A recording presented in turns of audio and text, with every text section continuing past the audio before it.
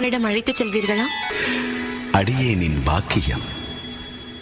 மனிதனாக இருக்கும் திருமால் முனிவர் வசிஷ்டரின் குருகுலத்தில் வரப்போகும் சவால்களை எதிர்கொள்வதற்காக தயாராகிக் கொண்டிருக்கிறார்.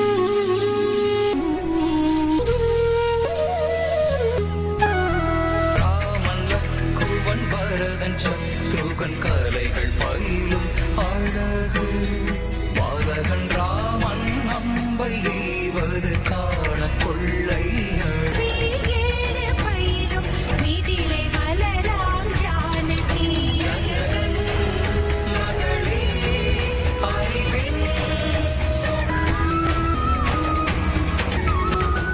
இந்த பூ வாழை வரதா கூடாது. சரியா?